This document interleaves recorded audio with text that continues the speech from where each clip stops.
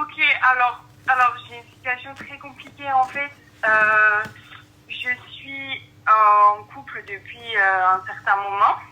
Alors je suis pas musulmane, je suis catholique. D'accord. Mais voilà, les principes restent quand même les mêmes. Bah écoute, top. On est d'accord, voilà.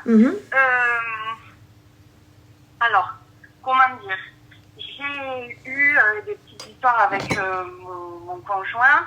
On n'est pas encore mariés, mais on va bientôt se fiancer, je sais, parce qu'on est allé choisir la bague et tout. Top, félicitations. Sauf que, bien sûr, voilà, il y a toujours un sauf. On a baptisé mon fils le 19 janvier, là. Et ce soir-là, il y avait une amie une petite copine à un ami, à nous. Et c'est elle qui avait décidé de le ramener. Sauf qu'en fait, il a essayé de l'embrasser, il l'a dragué et tout pendant tout le trajet.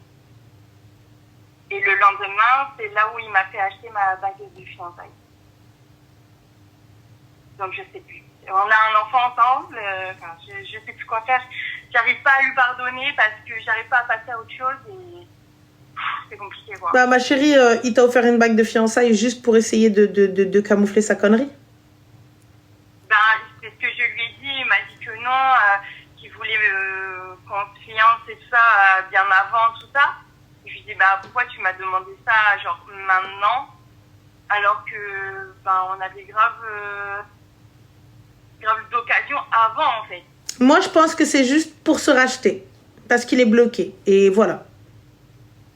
Après, je pense. Il a rien fait, il m'a tout avoué. Après mais comment dire il a été honnête, il a été transparent, il m'a dit direct. Attends, il a été honnête et transparent alors qu'il est parti guédra ta copine?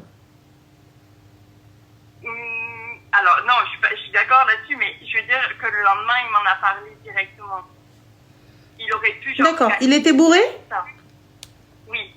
Et il conduisait? Oui. Non, c'est elle qui l'a ramené, en fait. C'est elle qui l'a ramené. Moi, en fait, j'étais partie ramener notre fils pour qu'il aille dormir, pour le poser pour dormir, chez sa grand-mère. Et en fait, finalement, elle l'a ramené chez nous. J'ai même pas eu le temps d'aller les rejoindre, que finalement la soirée s'est finie, entre guillemets. Et du coup, c'est elle qui l'a ramené et il s'est passé ça. En fait, elle l'a grave chauffé aussi. Parce que pendant qu'on était à la salle des fêtes, elle m'a dit à moi, hein, donc c'est pas un de on dit ou quoi, elle m'a vraiment dit à moi, oui, si quand il n'était pas en couple, et je l'aurais bien sucé ce soir. Sauf que moi j'ai pas capté. Non mais attends, excuse-moi. Je peux dire la même chose pour ta pote, qu'elle était bourrée. Ah oui, elle était bourrée, oui. Donc voilà, donc alors à ce moment-là, pourquoi pardonner à ton clochard et ne pas pardonner à elle? Ah, yallah. En fait, justement, j'arrive pas à pardonner à aucun des deux, en fait. Mais moi, personnellement, c'est aucun des deux. Elle, c'est pas une copine. Elle arrive, elle veut truquer. Et toi... Mais je la connaissais pas, hein. Je la connaissais pas. Mais tu la connais pas et elle ramène ton gars. De notre ami. Elle ramène le père de ton fils, tu la connais pas et il monte avec elle en voiture dans le plus grand des calmes alors que le gars, il sait même pas comment il s'appelle. Ouais, il est... Ouais. Ma soeur. C'est chaud. C'est chaud, mais on a un enfant ensemble. Et donc? Après, c'est toi qui vois. Si t'es capable de passer au-dessus et d'accepter son pardon, go. Oui. Mais n'oublie pas. Au moins, tu sais. J'essaye parce que je me dis, je peux pas tout abandonner comme ça parce que mon enfant, il a qu'un an, quoi. J'entends. Si tu peux pas tout abandonner, ma chérie, félicitations. Bon mariage. Ouais. C'est ça qui m'énerve. Félicitations. C'est ça qui m'énerve. Comment? Félicitations. J'ai du mal parce que même quand il me touche ou quoi, j'arrête pas de penser à ça en fait. T'arrêtes pas de penser à ça, mais tu veux pas quitter non plus.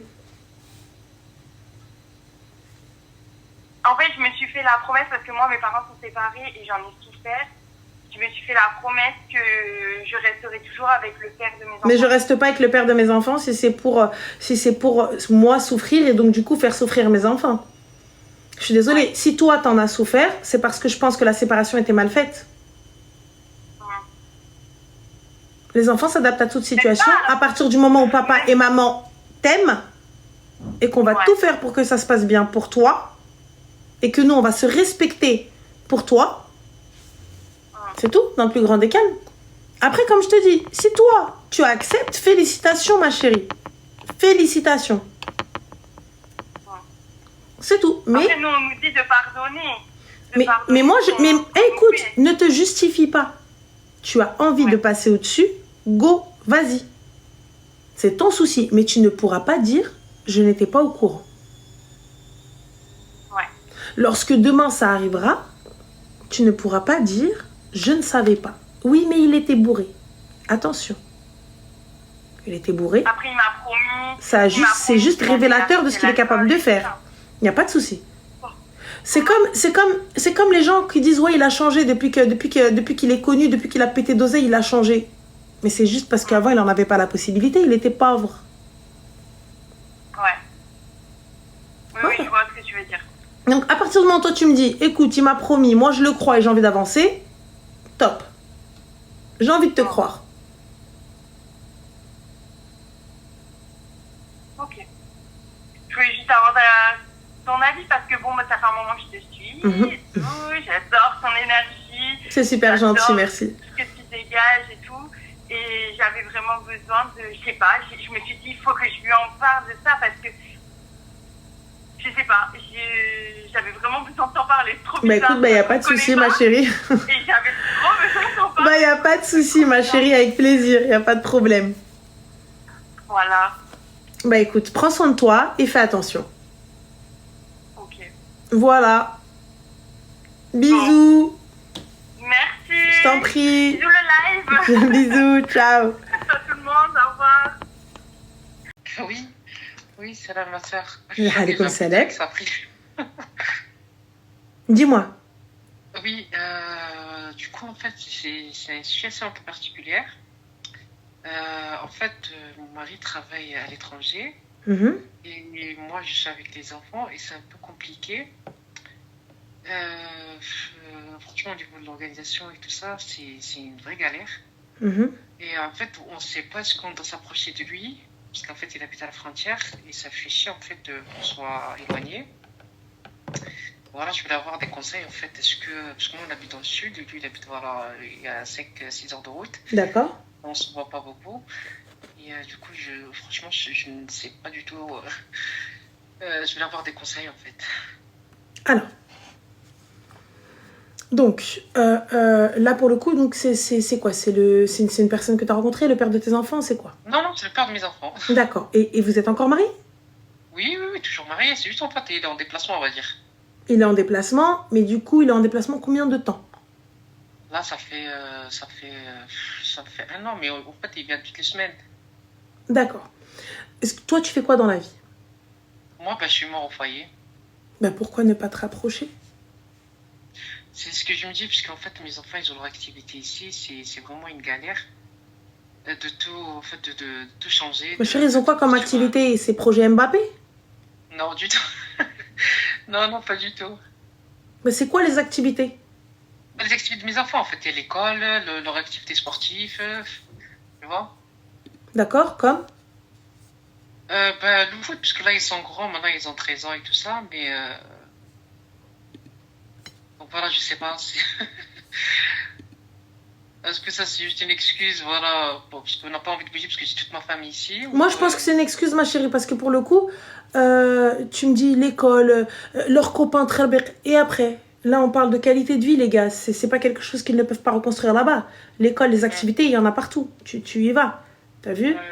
Tu me parles de ta famille et tout, etc. Je comprends. Mais à un moment donné, tu peux pas vivre...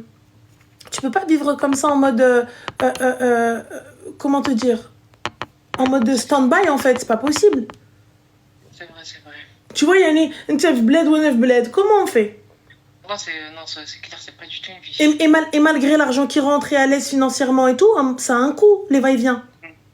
clair, c'est clair. Tu vois? Donc j'en suis sûre que si tu te poses 30 secondes, un petit peu avec ton mari, vous faites les calculs, wallah, qu'il y a une économie de gueudin. Ben, c'est clair. Là, vous êtes propriétaire dans le sud ou pas? Hein? Oui, c'est vrai. Vous êtes propriétaire ou locataire?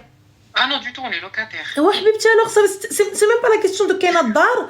Et tu me dis, écoute, on a acheté, c'est compliqué. Prends, ça se trouve, vous allez pouvoir avoir une meilleure qualité de vie, quelque chose de plus grand et de mieux là-bas. C'est vrai. En évitant les va-et-vient et tout. Et il n'est pas dit que tu ne vas pas voir ta famille. C'est vrai, Habibti, 1 à 2 fois par mois, D'accord. les vacances des enfants, moi, c'est ce que je conseille. Surtout si le truc c'est pas comment ça s'appelle, c'est pas, vous êtes pas proprio, il y a pas des activités genre ils font sport études les enfants, ou tu me dis c'est un peu complexe, ils vont faire sport études, je peux pas sport études, c'est ça, tu vois. Donc voilà, donc où tu me dis écoute, ils ont des projets d'avenir liés à leur truc, et il y a que là-bas qu'ils peuvent le faire, ça je l'entends, c'est un sacrifice qu'il faut faire. Tu vois, mais si c'est quelque chose qu'ils peuvent faire n'importe où, go, tu vois. Donc, go, encore tu me dis, écoute, ils font une activité, elle ne peut se faire que là dans notre ville, c'est comme ça et pas autrement. Arti, écoutez, continuez les va-et-vient et khir fi mahtara wallah. Avec les dernières choses. Et dis-moi, et lui, il veut que vous vous rapprochiez, Bada ou là? Ah oui, bien sûr, lui, franchement, moi, si j'aurais bien aimé que vous soyez à côté de moi, parce que quand ça me fait chier, voilà, de faire les allers-retours, les dépenses et tout ça, c'est vraiment une et donc, tout ce qui gagne à côté, qui me chie les fêtes. Voilà, en fait. Bah oui, et pour rien, encore à la limite, vous auriez mis de côté faire des bêtes de vacances. C'est clair. Mais bon, c'est clair. En plus, on paye cher ici. Tu m'étonnes. C'est pas vivant. Et lui, en plus, il loue aussi là-bas. C'est ça. Et ouais, juste krawat alash. Mais bon, khair, Inch'Allah. Dis-moi la deuxième question. Ouais, et deuxième chose, puisqu'en fait, j'avais entamé en fait une formation en ligne. Mais en fait, c'est une galère. Parce qu'en fait, il y a un autre événement en plus qui arrive. Oh, mashallah. Voilà. Et du coup, en fait, je suis bloquée. En fait, j'ai des stages à faire obligatoires apparemment. Même si c'est en ligne, j'ai des stages à faire. J'ai mes enfants, voilà, justement, ce plan-là, c'est toujours les enfants. Voilà, il faut que je voie en fait comment faire. Et le diplôme, il faut que je le passe en juin, je crois. Si je dis pas de bêtises. Et je sais pas comment m'organiser. Est-ce que je laisse, parce que c'est sur 3 ans, est-ce que je laisse jusqu'à l'année prochaine? Ou en fait, je fais quand même mes stages? Ma chérie, il y a pas moyen de s'arranger? Il n'y a pas moyen de s'arranger? C'est-à-dire? Avec comment ça s'appelle? Avec les gens du stage? Enfin, de l'école? Ouais, en fait, soit il faut se mettre à la cantine, plus le soir, parce qu'après, voilà, on repart sur les activités. Ça dépend à quelle heure je vais terminer. Voilà, c'est toute une organisation, en fait. Ah oui, mais c'est normal. C'est normal que c'est toute une organisation, mais il y a moyen de s'organiser ou pas? Les mettre à la cantine et les mettre à la garderie le soir.